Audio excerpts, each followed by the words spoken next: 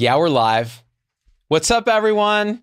All my dwarves, hobbits, elves, southrons, wizards, Istari, if you're nasty. We're going to talk about stuff and things. It's Zubin. It's Sunday, Labor Day weekend, the year of our Lord 2022, September 4th, and we're live on YouTube, and I've shared it on all the platforms, and I just felt like going live because, you know, I'm a nerd that way. I'm a big J.R.R. Tolkien fan. Have been since I was very young. Read The Hobbit. Watched those Arthur Rankin, like Rankin Bass cartoons of The Hobbit. Do you guys remember those? For people who grew up like old, like me. It was like this animated thing, and you know, Gandalf was there, and the hobbits were there, and the dwarves were there, and they would have like Glenn Yarborough singing these songs like "The greatest adventure is what lies ahead," and you were just like, "That's it. That's the gold standard adaptation of Lord of the Rings," and it remains so to this day. I will argue, I bought it on Apple Movies or whatever, so that me and my kids could watch it as a kind of a joke. It was like $3 or something. And their rendition of Gollum is still the best Gollum ever. Why? Because they made him German. I mean, of course he'd be German. His name is Smeagol. Like, he's not English. He's not Anglo-Saxon. Like, let's be culturally appropriate. He would sit there. He's like, "This thing all things devours. Birds, beasts, trees, flowers." And like Bilbo's just a, "Oh dear." This like little Englishman from the Shire. Which gets me to the point of all this.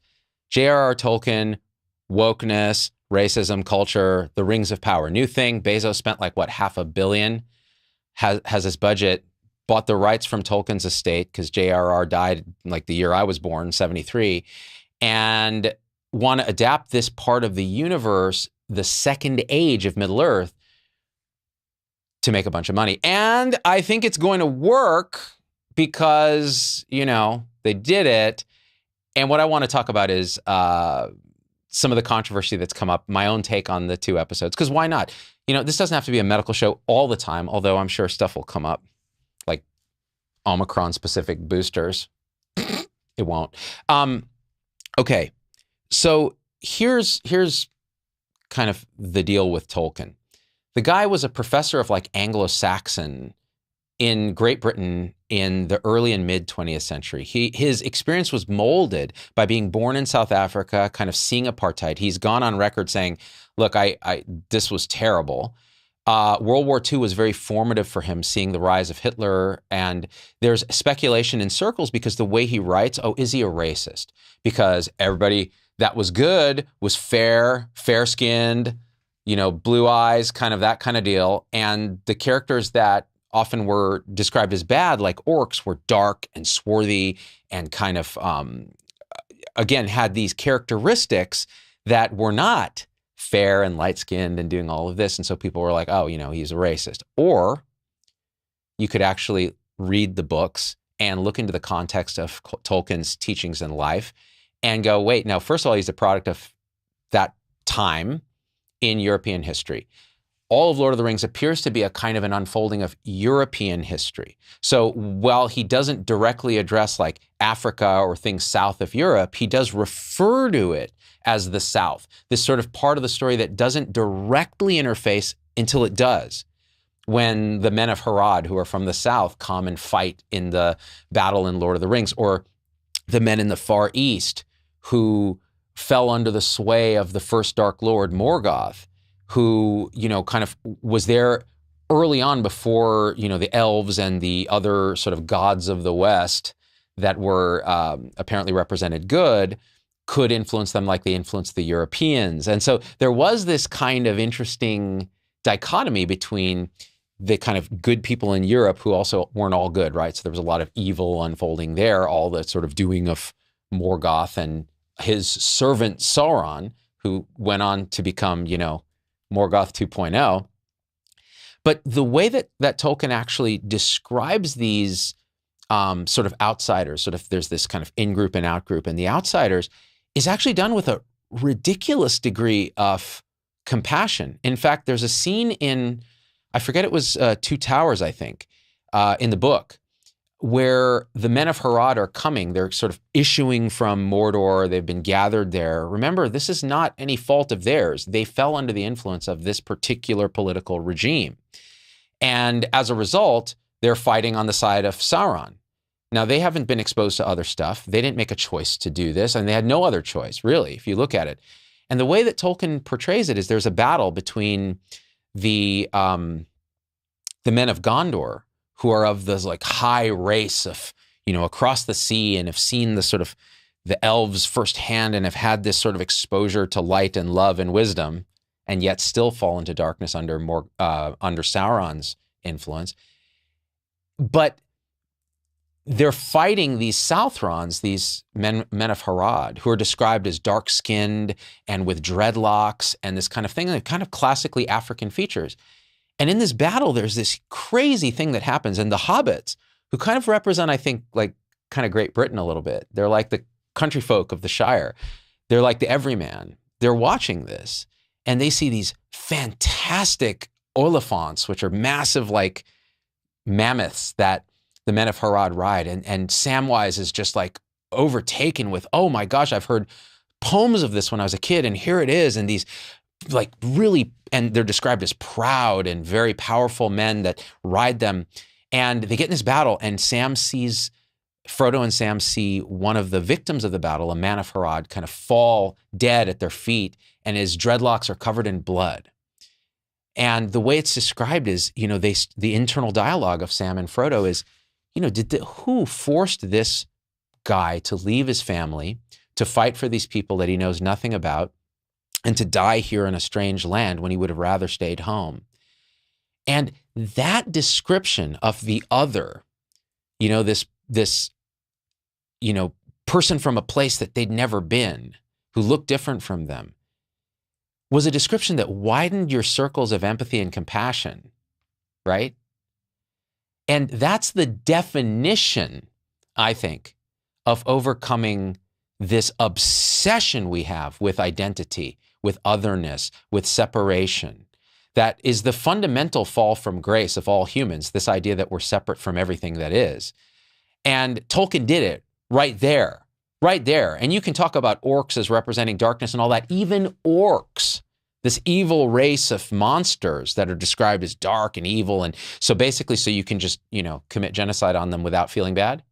That's what some people have argued, is this was a dehumanization of a race of sentient creatures and so on and so forth. But even they were described as elves in the old days that had fallen under the sway of Morgoth, the first Dark Lord, who was basically a god. He was the most powerful dweller on Middle Earth. Even the good gods in the lexicon of Lord of the Rings did not have his power. He had a little of all of their power, but was oppositional and all of this, and fell, the classic fall of Satan from grace and the archetype. And I think Tolkien was a Catholic. And so even they were, the result of the suffering and the torture of elves. And if you think about it, that is the fundamental schism of separation from what we actually are. We are the divine ourselves, and yet we think we're this. I think I'm a, Indian, culturally, Persian, genetically male living in American culture. Okay, yeah, that's a description that fits in the relative sense. But does it have absolute value, right? And I think Tolkien was even questioning those things. And I think that, when people who say, oh, Tolkien was racist, I think they need to look again. Now, why is this coming up now? Because, I'll be honest, the Rings of Power, I am a skeptic. And the reason I'm a skeptic is you're trying to spin an entire world out of an appendix section of The Lord of the Rings, where they talk about the Second Age, with some attribution to the history of Lord of the Rings that happened in the First Age, which is the Silmarillion, which is a very difficult book to get through. Now, for reference, I've read all these books like 6 times. I'm a big nerd. And the reason I love them is they have these global archetypal themes of power corrupting, of good versus evil, of identity. Like, what is a hobbit versus an elf versus a dwarf? Why can't they get along? What is power? What is the nature of war and conflict? Why is there the fall from grace? And even deeper than that, what's the root of this sense that magic leaves the world as we mature? This sense of wonder and magic that was evident in the first age of the world when there was no sun and no moon. There were just the stars, and the elves were born under the stars in darkness, but they lived by starlight, and everything was magic, wonder. And it was Morgoth who came and instilled actual fear, the fear of these separate beings now against the universe, and started to corrupt them and started to corrupt the very world itself. And that it's that sense of separation. And I think those themes resonated with me even as a young person who was trying to figure out, what are we? What even is this, right? And this fall from grace that's in so many of the religious traditions, certainly in Christianity, this idea that magic leaves the world somehow as we mature. And what's maturing? We're maturing in the sense of we're a separate identity. We're a separate self. We live up in our head in thought, in a reflective house of mirrors of thought, instead of in pure presence, in pure being, in pure consciousness, in pure awareness that's connected to everything because it is everything. There's no separation. Like, how can you fight yourself? That would be the question, right? Well, you can if you think you're separate. If you live in a house of mirrors of thought, then you apparently are fighting others. And these universal themes of Lord of the Rings were what really drew me to it. And the Silmarillion has this wonderful unfolding of just, it goes from this high perfection, the one, Eru, the one, the God that creates the whole universe, who then creates the Valar, which are the kind of sub-gods like Zeus, etc. And they create these sub-gods, the Maiar, of which Sauron is one, Gandalf is one, you know, these kind of creatures. And then they create, and then the elves and men and dwarves, and how this all unfolds in this vast nested hierarchy. It's so beautiful. And there's a sense of wonder even reading it because you're imagining and creating it. So now along comes Amazon and they say, okay, we're going to take the second age, which was just kind of hinted at in this appendix of chronology. Like this happened and this happened and this happened and this happened. And they're elaborating it into this world. And I was very skeptical. And I saw the first, 20 minutes of the first episode where they've turned Galadriel, who, listen, for those who haven't read all the old stuff, Galadriel was one of the first elves to exist. She came into being under the stars when there was no sun and moon. And they were taken to Valinor, which is the island of the gods, where everything's perfect. And they lived under the light of the trees, these two trees of Valinor that gave off light, and they would wax and wane like the sun and the moon. And so they lived in paradise until the Valar pretty much defeated Morgoth and brought him there as a prisoner. And he poisoned even the ancient elves, of which Galadriel was part of this tribe called the Noldor, who were poisoned somewhat by Morgoth because one of the Noldor, who was a relative of Galadriel's, I believe, Fëanor, took the light of the trees and captured some of it in these jewels called the Silmarils, hence the Silmarillion. And these jewels, when Morgoth actually came with this big spider and destroyed the trees once and for all and darkened Valinor, the only remaining light from that day were in these three Silmarils. And he took the Silmarils too and murdered one of the elves and so on and fled to Middle-earth. And that is what caused Galadriel and her people, the Noldor, to actually try to go to Middle-earth to get them back. They swore like this terrible oath to, at any cost, and kill anybody who would keep them from these Silmarils. So it was kind of the greedy possession of these gems that all kind of like desire sort of leads to, another fundamental sin meaning to miss the mark, this sin that I can somehow capture this forever and keep it. And it was all kind of Morgoth who leads to all this, but Galadriel was part of the race that said, no, we're going to go. And in order to leave, they had to take the ships of a sister race of elves that had built these beautiful ships in order to go to Middle-earth. And they didn't want to give up the ships. And so there was a battle in this holiest of holy lands called the Kinslaying, where they actually murdered their fellow elves to take these ships as part of the curse of their oath of getting the Silmarils, and Galadriel was part of that. She is a kind of ancient and slightly terrifying creature who only through suffering, through eons of search and going to Middle Earth, she didn't actually participate directly in the kinslaying, but she was part of the group that did, by kin, and went to Middle Earth because she wanted to run a place of her own and wanted to be where it was wild and open and there was possibility.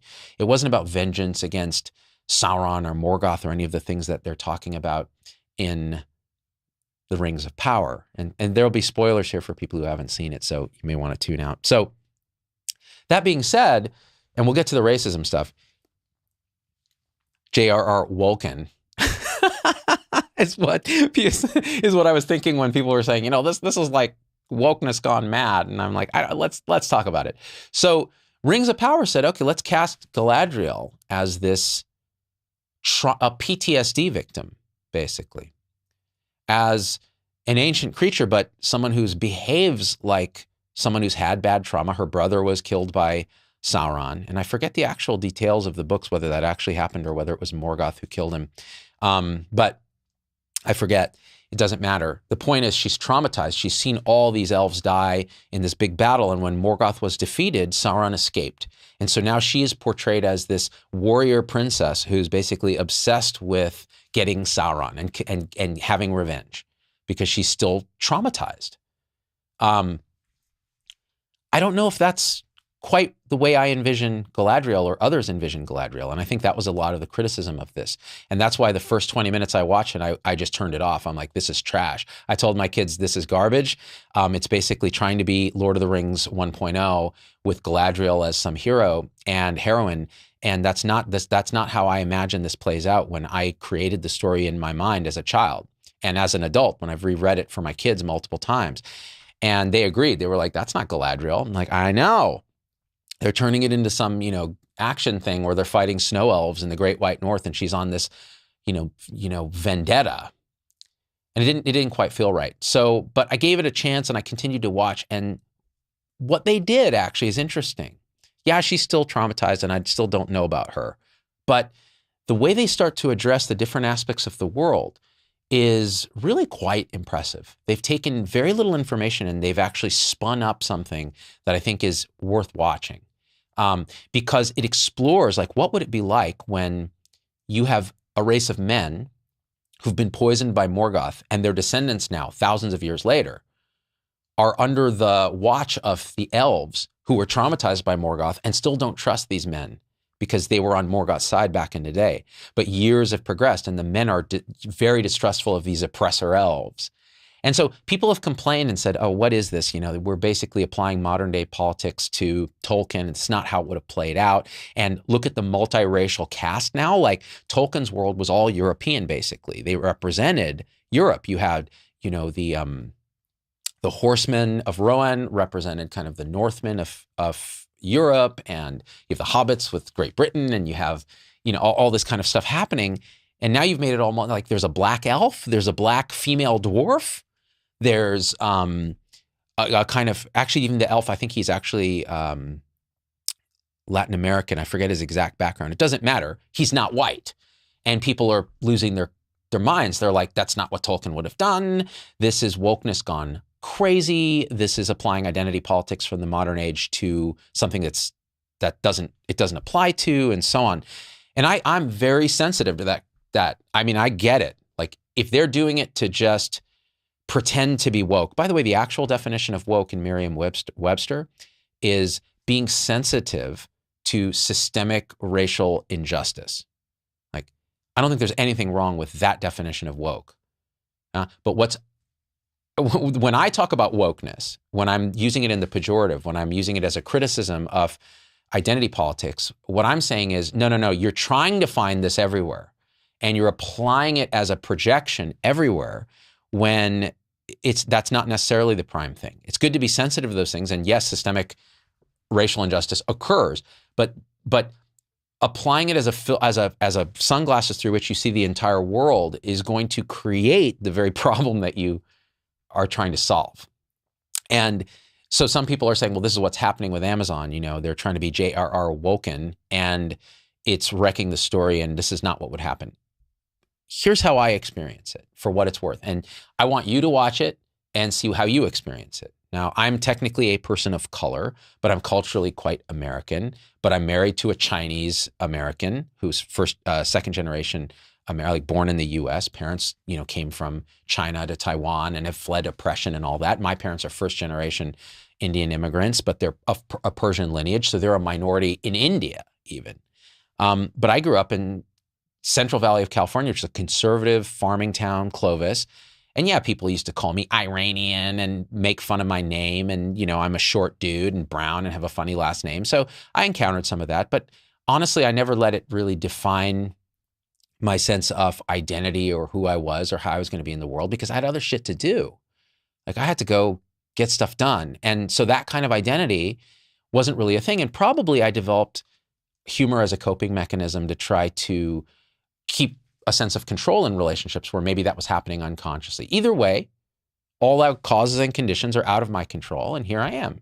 And I'm not going to let that stuff define who I am. And my identity is always evolving because it's a construct in consciousness. It's a construct of thought. So it's not even really real. It's only real in a relative sense, the way a movie is real on the screen. But what's actually real is the pure sense of I, the pure sense of being that we all are. And that's one thing, guys. So those things can be simultaneously true. So you can celebrate diversity and also celebrate oneness. E pluribus unum, from many one, is one of the core founding things of our culture. But you could also say from one many. They're not two. They're the same thing. It's non-duality kind of incarnate. So when I watch Lord of the Rings and I see a person of color who's an elf and a person of color who's a dwarf, and they're struggling, the elves and the dwarves are struggling to get along because they are very different races. They have very different values. They have very different karmic conditioning. They have very different traumas. They have all that stuff that's different. And I see this kind of multicultural world. It actually fills me with a sense of, it's almost like a sense of elevation. Like, oh, good. Like we can widen our senses of inclusion of what is self and other. And eventually that's infinite. Even inanimate objects are not different than us because we're the space that all that arises in, and it's made of us. And so I love it. I think we should stop obsessing about identity on most levels to the extent that we can when there is still, you know, injustice in the world and all that. And it's not to lessen the good intention of people who fight for social injustice. Fight against social injustice, I should say. I'm sure there are some people who fight for it, but it's getting rarer. But remember, to paint, say, a white male, as someone who's somehow less than because they were born the way they are, is no different than, you know, the ethos of apartheid, honestly. So what I'm advocating for is what probably Tolkien was advocating for, which is widening the circles of compassion, but understanding that, look, he's the product of his own circumstances and age and time. And we can't really apply today's age to him, but you're making an epic production for today's audience. And it's not just Americans you're making it for a worldwide audience. So I don't think there's anything wrong with having a multicultural cast. And I felt the same way when I saw The Last Jedi, the second in the series of the Star Wars sequels. You have an Asian playing one of the rebels. You have black people playing rebels. You have white people playing rebels. You have what's his name? Latino guy. I'm forgetting his name, who played one of the guys that they interacted with. And I remember feeling the same way, and a sense of elevation. Like, wow, this is not the Star Wars that I grew up with. This is a better Star Wars, actually. And not because they're trying to be woke, but because this looks like people I know now. Like, and we're all the same. So why did everyone have to look the same? So that's my thinking of this. Now, you guys can come at me and all that and tell me what you think. And now I think we'll do some comments. Why not? David says, my biggest complaint with the dwarf woman issue is they made the conscious choice to refuse to put beards on them. Dwarves in the Tolkien universe are bearded in the womb. You're right. That's true. They didn't beard the women because even the dwarves are supposed to have beards. But that's okay. That's okay. But I get it. I actually really liked Durin's wife. I thought she was a good character. I liked the way they did her eyes. I liked the way she looked. She looked like a proud dwarf, which is what they're super proud. And I really liked the battle, that throwdown they had with Elrond and the dwarf. The other thing that I thought was beautifully done, that kind of converted me a little bit, was some of their imagination around things. So around the world itself, using what we know from the Silmarillion. So Celebrimbor, who is the elven smith who ultimately is responsible for the elven rings and has a hand in the production of these rings of power, except for the one ring, which only Sauron made to control all the others. He's talking to Elrond, and he's trying to tell Elrond, look, we're going to do this thing that's never been done. It's going to be amazing. We're going to forge like even Fëanor couldn't have done. And Fëanor was that ancient elf who was in the clan of Galadriel, who created the Silmarils and started this big war ultimately that brought ruin, like just absolutely devastated everything in Middle-earth. And it all was this kind of greedy love of these jewels and the pride that goes from wanting to own it. And there's other themes too. So Fëanor was this fiery, just legend of the ancient world. And there they are. And Celebrimbor shows Elrond and goes, that's Fëanor's hammer right there. The hammer that made the Silmarils. And they're both just like, and because there's, this history that they create to have Fëanor's hammer sitting right there. And so there they are looking at it. And Celebrimbor is talking to Elrond, and he says, Elrond, who, by the way, is young as far as elves go, because he is not just elf, he is the product of Beren and Luthien. Luthien was a woman, not an elf. And Beren, sorry, no, wrong. Luthien was the elf, was a daughter of one of the kings, Thingol of Middle-earth in the first age of the world. And she fell in love with Beren, who was a man. And it was the first union of men and elves. And they had children, and the children were allowed to choose which race they would be with. Mortal men, where they would eventually die, but they would have long lifespans, like hundreds of years. Or elves, where they'd be immortal. And Elrond chose to be an elf. And so he's actually half human and has that race's kind of karma and conditioning with him too, but also is an elf. And he's relatively young because he was born at the end of the first age. And he never saw the light of Valinor or the trees that Galadriel did, the high elves, the elves that fled from Valinor on those boats. And she even says it in the Rings of Power. She says, the light of the trees is still in my face. Which means like the very radiant light of pure being of God itself, of what we are, still radiates from me. What she doesn't make clear is that it's in everyone. You don't have to see some tree to have it. And so Fëanor's hammer sitting here, and Celebrimbor tells Elrond, he says, the Silmarils captured the light of the trees of Valinor. And when Morgoth stole them, it is said that even he was overcome by the beauty and the majesty and the pure love, the unconditional love of being when he didn't say it exactly like this, but this is my interpretation. Morgoth, who's evil incarnate, the first Dark Lord, Sauron was just a servant, is looking at these jewels and is just, he goes into a trance of just unconditional awe, beauty, and love. And Celebrimbor goes on to say, it was only when a tear from Morgoth's eye fell onto the jewel and reflected his own broken visage back, like the evil that he'd done back, that the spell was broken. And then Morgoth couldn't even bear to touch the jewels. And that is beautifully done. Like that's a beautiful extrapolation of what might have actually happened, and a conversation that might have actually happened. and an understanding of the depth of the world that Tolkien created, that they brought into life in this conversation. And I was just struck by it. I said, okay, now I'm going to continue to watch. That's what kind of hooked me as a Tolkien fan. Let's see. What's up here? YouTube wants me to insert an ad right here. No. Joshua says, I don't understand why Hollywood writers can't write and develop their own stories from scratch.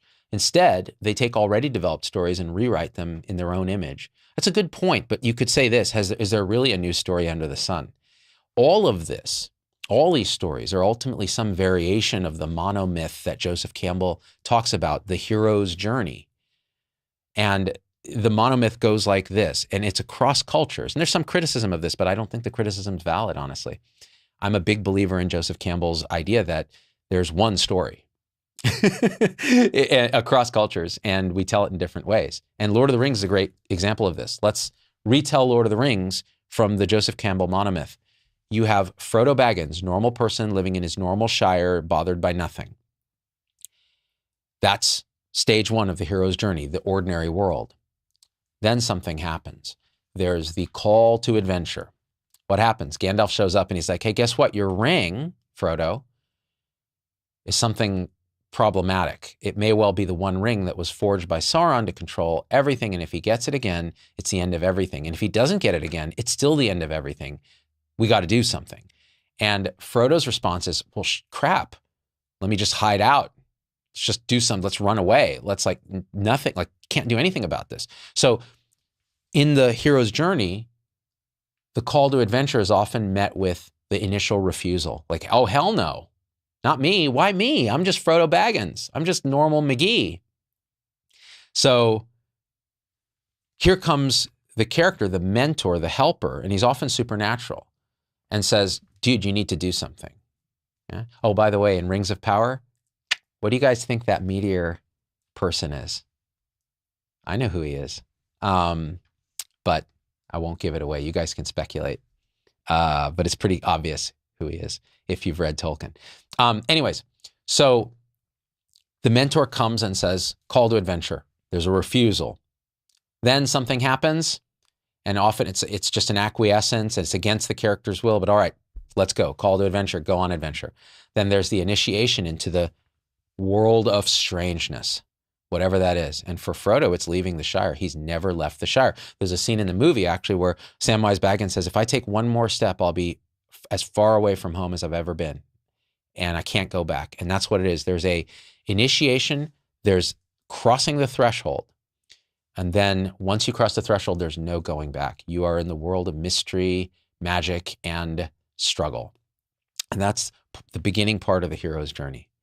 And the mentor, the helper can help out, but ultimately there's the trials, there's the tribulations, there's some triumph, there's little wins and losses, there's temptation, and there is ultimately death. Death of the old self. For Frodo, that's pretty obvious. He is poisoned by Shelob and pretty much is dead until Samwise revives him. And then they go on the final leg of the journey, and then they find the MacGuffin, they toss the ring, and then the last part of the hero's journey is that return. And there's some other segments in there, atonement. So a coming to peace with a struggle that's happened, and often it's atonement with the Father. And then a return to bring this elixir, this knowledge, back to the ordinary world. And that's what they do when they come back to the Shire. They find out Saruman has taken it over and damaged it. They cleanse the Shire. That's a chapter in the book that wasn't in the movie. It's a very important chapter, actually.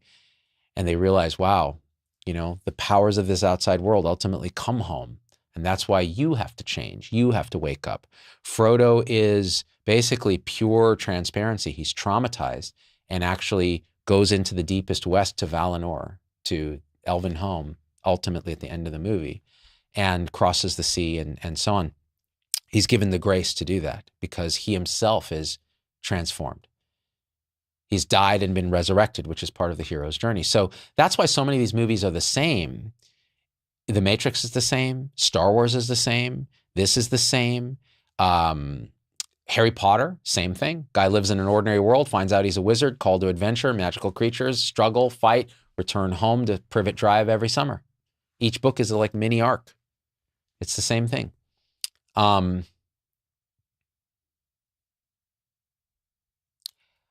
Gabriel Ingersoll, I hope it isn't Gandalf, the meteorite guy. He was supposed to come over the sea and receive the ring from Círdan. Gabriel Ingersoll. So, Gabriel, you have that definitely partially correct. In the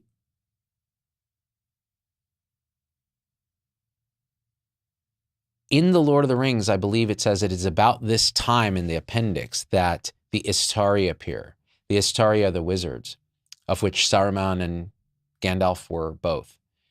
And the theory with the Istari is they're Maiar spirits like Sauron and these other creatures, dragons, Balrogs. Those are Maya. Those are sort of the one level down from Valar.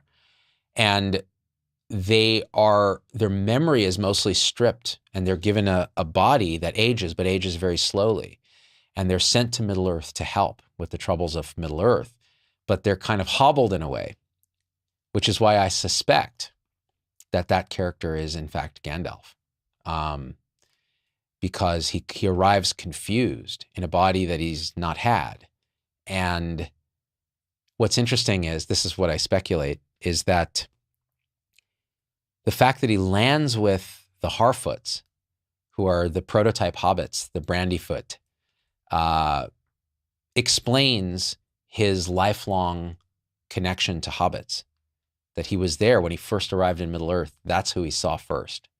And he has this love with them, love for them.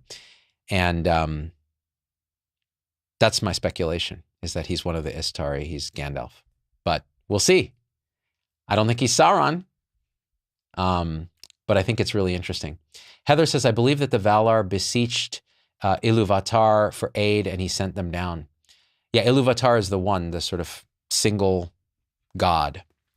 Yeah, I don't remember exactly, Heather. Now we're getting into the weeds. I love it. Andrew Dunbar, I wouldn't be surprised if the two unnamed Maiar were used as characters. It would be an interesting thing to do. Yeah, I mean, there's so much possibility in that world, right? And I think about the whole culture. Like they actually allude to it in Rings of Power.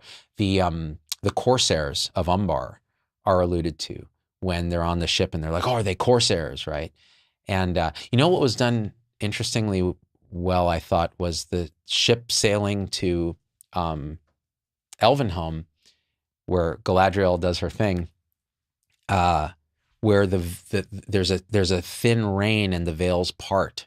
That was described very clearly, actually, in the books. So I thought that was well done. Carol Dean says, the whole conversation makes me feel like such a nerd. That's what we're here for, right?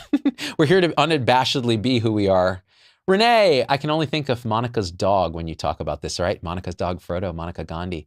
And, oh, Gabrielle Ingersoll, well, the Elvish ring, not the one. Yes. So Círdan gives Gandalf Nenya, I think. I forget which one of the three Elvish rings he gives him.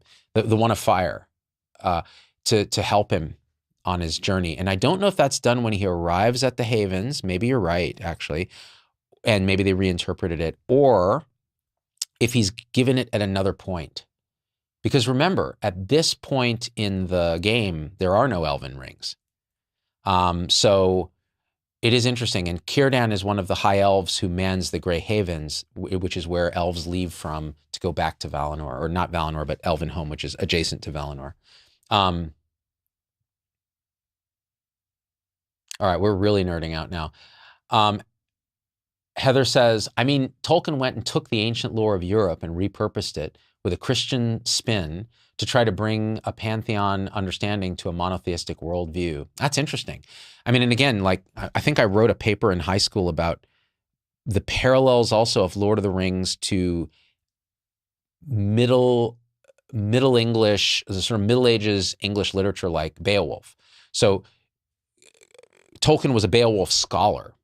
And there are a lot of themes in Beowulf that were recapitulated in Lord of the Rings universe.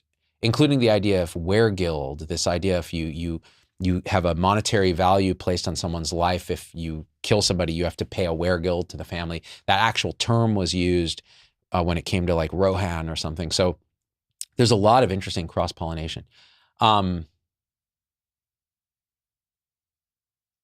Let's see.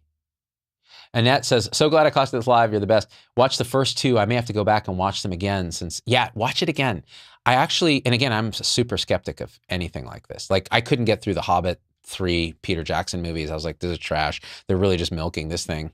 But I really was a fan of the Lord of the Rings trilogy from the 2000s. And I'm starting to see some real signs that they could do this right if they don't. And again, to the theme of the whole show, the idea of wokeness and Tolkien and J.R.R. Woken, and was Tolkien a racist? I think we've talked about that. I'm a fan of actually what they're doing this way. If they're doing it with the intent of, we're trying to make it look like it's entirely possible in Tolkien's world there was a lot of cross-pollination.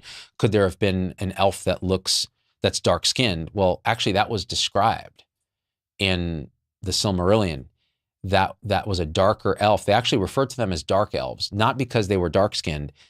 One of them was, actually, I forget his name, but because they never saw the light of the trees. They stayed in Middle-earth during the original call to go to Valinor. So the wood elves of Mirkwood are that race of elves. They never saw the light of the trees. So actually there's a hierarchy within elves, kind of racial hierarchy within elves. Like, oh, we're the high elves. We're in Valinor. We have all this wisdom and we've seen the light of the trees. You guys are still in Middle-earth. You're the dark elves. Like, you're kind of ghetto. Like, there is that. And what's interesting is it doesn't mean that Tolkien was condoning that kind of hierarchy. Don't forget, he was the product of a system of hierarchy in every way. Born in South Africa, raised in Great Britain at a time when the class system, this class system in Great Britain is still the fundamental thing. There's hierarchies everywhere, and they're dominator hierarchies. They're not growth hierarchies. So, it gets really interesting to kind of think about. Do you think that a hero's journey could be told with the formula, or maybe I think you're saying without the formula of the hero's arc? Anthony Smith. Yeah, I think so. Yeah. And I'm trying to think of examples, but it is absolutely doable. In fact, it's kind of getting to be cliche, the hero's journey, right? Richard Allen, everybody be Jive Tolkien. Dude, nice. Kuroboros says it's part of a story. That's right. Weren't the Dark Elves also known as the Drow, or is that just a D&D thing? I think that's a D&D thing, Anthony. Let's see. Tolkien was also a Catholic. Exactly, Mason. So he and, what's his name? The guy who did Lion, the Witch, and the Wardrobe, right? There's a lot of Christian imagery and mythology. The Lion, the Witch, and the Wardrobe and the whole Narnia Chronicles are a Christian myth retold. Ancient sort of arc like that. Aslan as the Christ figure and so on and so forth. Yeah. So what else are we talking about here? Law of improbability says, allegedly the monotheism in ultimate power, but multiple earthly power system resulting in practical polytheism is how some people claim naive religions in Kenya were like. Interesting. I don't know anything about that, but that's interesting. Mason Roberts, C.S. Lewis. That's right. C.S. Lewis, Andrew Dunbar, C.S. Lewis, John. Yes. C.S. Lewis, J. Merriman. Heather, the Noldor. That was Feanor's race and Galadriel's race, the ones who swore the terrible oath that cursed them to seek out the Silmarils at the cost of they would slay anyone who kept them from them, and they would pursue Morgoth to the ends of the earth no matter what. So even when there was some degree of peace and stability in the kingdoms they built in Middle-earth, when the Silmaril showed up or the oath was activated and shit fell apart. And again, it goes down to the original sin of thinking we're separate, that we can hold on to anything when everything is impermanent, everything is God, everything is unfolding perfectly as it is, and yet we think it's not. And that's the origin of quote-unquote evil, separation, the fall from grace, getting kicked out of Eden. All the ancient archetypes, the hero's journey is, in a sense, a spiritual journey. It's living in the world of separation, The call to adventure is often suffering itself, like something's not working. You then go on the journey, like, what is this? You have an awakening. You realize I'm more than I thought I was, but then you have to still deal with all the demons of your conditioning, all your thought-based conditioning, and the idea that you live your world in a house of mirrors of reflective thought, and you're not seeing reality as it is, unfiltered reality, the sense world, the magic, the elder days, the light of the trees is right here. As Jesus said in the Gospel of Thomas, the kingdom of heaven is spread upon the earth and men do not see it. And so the call to adventure, the spiritual unfolding, the journey of cleaning yourself up and experiencing all your shadow side and doing the work, and then returning after death of the ego, returning to your human form, knowing what you are, which is all, and everything is happening, and yet living as a human. As they say in Zen, in the hero's journey, before awakening and enlightenment and realization, chop wood, carry water. After awakening, enlightenment, realization, chop wood, carry water. But do it wide awake, because there's really nothing else to do, just to be in the presence of the wonder of this moment.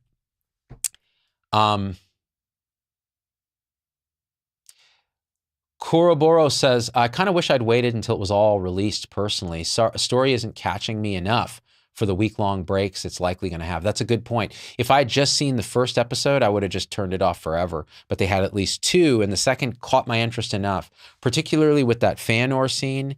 I was like, oh, this is interesting. Like, what's going on here? And I kind of liked how the meteor character is unfolding. I just thought that was interesting. Insurgent Ewok says, why be offended by brown characters when Europe's ancestry comes from Cheddar Man, a blue-eyed black man? I suspect Cheddar Man is something different. I think you didn't mean to say Cheddar Man, or was it Cheddar Man? But yeah, no, dude, all of us are migrants from Africa. and even that's, I mean, we're all just consciousness. Like, this idea of separation is pure thought. It's pure belief. There's no reality there. No thought or belief is actually, if you really investigate it, true in an absolute sense. Because in an absolute sense, it's just pure potentiality of this moment. You can drop into that understanding at any time because it's always here. You just don't see it. The kingdom of heaven is spread upon the earth and men do not see it. All right. I think we did a thing. I don't even know sometimes, guys, what I'm even doing anymore. I came to the studio. My kids are at their violin lesson with my wife. We're going like swimming this afternoon. It's Labor Day holiday. I often have these sort of little mini midlife crises where I'm like, what is my separate self doing in the world right now? What is my thought-based construct doing in the world? Am I making videos about COVID? No, I don't want to do that. I'm so tired of that. We're moving on from that, thank God. What could I talk about? Oh, you know what? I feel like talking about J.R.R. Tolkien. I'll go do that live. And now I feel like talking about some spirituality stuff in there. I'll do that. And maybe some of the audience will hang out. Oh, some people still are. And that's how it's going to be. It's going to be pretty freaking much an expression of this moment that we share together, this present moment. That's all there's ever been eternally. Like the first age, the second age, the third age, the fourth age of Middle Earth is all happening right now in this. So we share it together, and I'm honored to get to share it with you. I'm glad for people who still are with us. If you want to kind of, we don't do a lot of sponsored stuff and all that. If you want to help the show out, come become a supporter, but you also get to do crazy live stuff with me that I do for supporters. It's just zdogmd.com/supporters. You can do it on YouTube. You can do it on Facebook, and you can do it on Locals. And if you like what we do, I found that I have to make this pitch at the end, because if I don't, people who do want to support the show, they'll often email me and be like, I don't know how to support you. If you just want to give a one-time donation, I respond to all of those by email. It's paypal.me/zdogmd, 2 G's.